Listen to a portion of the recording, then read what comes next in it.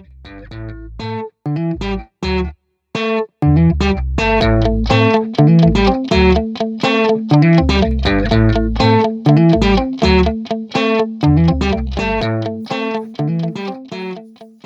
and welcome back to the Film and TV channel. And we've got a little rom-com today. You can tell it's February, isn't it? I seem to all these come out in February, these little rom-coms, of course, for obvious reasons.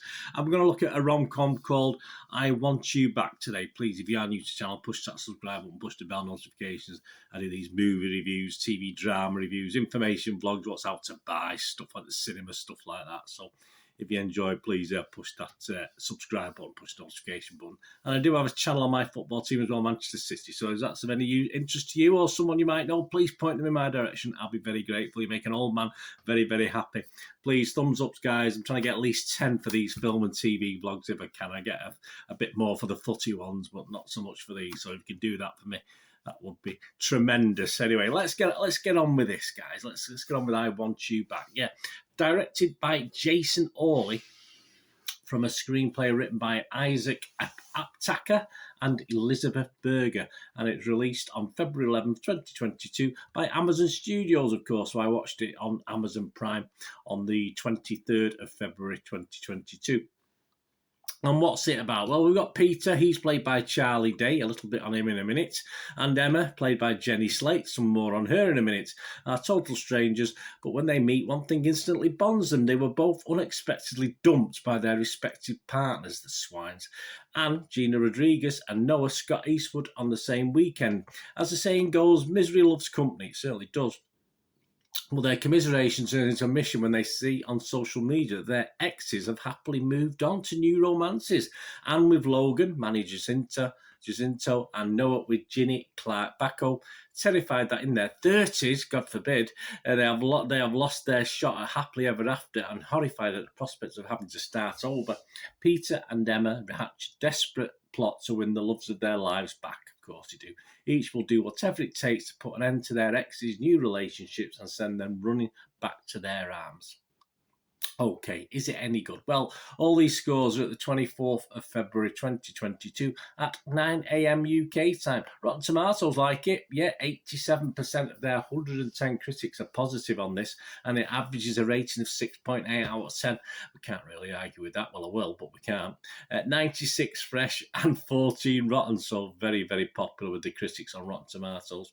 And the consensus, with a stellar cast playing well-rounded characters, I Want You Back is a rare rom-com that delivers its romance as capably as its comedy.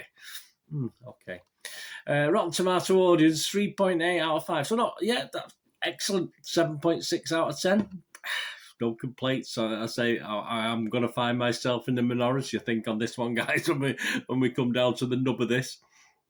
On Metacritic, the other critic site, got an average score of 61 out of 100, so not quite as high, 61 out of 100, based on 22 critics, and it scored anywhere between 50 and 88 out of 100. The AV Club's Vikram Murthy, he was one of the more critical of it, only give it 50, halfway. Everything from Peter and Emma's inane backstories to their sweaty attempts to win back partners who were clearly not right for them in the first place mark this is a case of a creative team going through the motions. The ending hinges on a callback so obvious and manufactured that it provokes eye rolls, even as it slightly subverts expectations. Okay, Arizona Republic, they were a bit more happier on it. They give it 80 out of 100, quite a high score. I Want You Back accomplishes what it sets out to do, and you almost can't go wrong, they say, with this cast of hilarious people. Yeah, okay. I didn't find many hilarious, but we'll go with it. Will it be the best rom-com of 2022? I've seen a bit. Well, I like Marry Me, and people didn't like Marry Me. I thought Marry Me was far better than this. Maybe, they said. Will it be considered a classic in 20 years? Maybe not. Or a classic in 2 months for me. But it is an exact film our current dating culture needs. Well, again, I say I'm not in the demographic, guys, to be honest with you. Yeah, well, I could be in the demographic. I like love, I like romance, I like nice things. Well, I say it didn't quite work. Internet Movie Database, but hey, Joe Public, who am I to argue? Well, I will. Who am I to argue with the public? 6.6 out of 10, so it's well liked. I ignored the 10 out of 10s. There's 5,666, that's a bit evil. 5,666 people scored it between 6 and 9, and only 891 scored it between 2 and 5. So 86% positivity. So, Bernard, you're on a loser, mate. I'm talking as myself, of course. What are my thoughts? Well, it didn't start great. I've seen Charlie Day before. I've seen him a couple of things. It's just something about him. He plays Peter in this. He's quirky. Don't get me wrong. He's a nice guy. He's a lovely guy.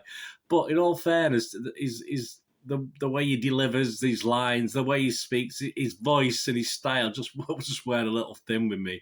About the third to half of the way through, I just got a bit fed up with him, to be honest. He just annoyed me. And obviously, a lot of people like him. I just don't like it. And he put a bit of a dampener, obviously, on what beneath it all was a basic rom-com. There's nothing special in this. And with humour, I mean, a romantic comedy has to have comedy. I'm sorry, some have said the humour worked. For me, it didn't. I didn't particularly find it funny. There are pluses. There are things I did like. I'm not a total misery. Jenny Slate as Emma. Yes, I did like Jenny Slate as Emma. She's very watchable. She helped me get through this film, to be honest with you. A couple of the other actors did as well, but most of them were pretty unimpressive in this, to be honest with you. Sort of just filler for me, most of the other actors. And a rom-com of an hour and 51 minutes, which is what it is. Far too long, far too long.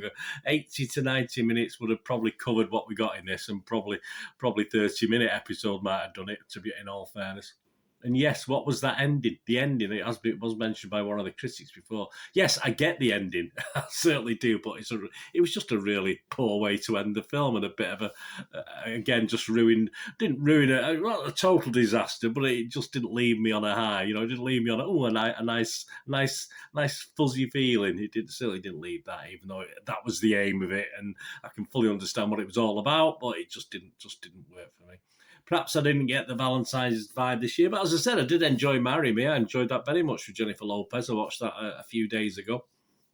And it's well put together, don't get me wrong. They put a good cast together, a lot of cast. There's a couple I was familiar with, a lot I'm not. I'm probably more recognisable to the American audience.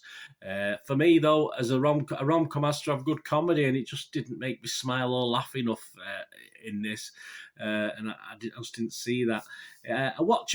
Watchable for Jenny Slate, and that's about the only thing that I bought. Sort of made me bear and watch it, to be honest with you.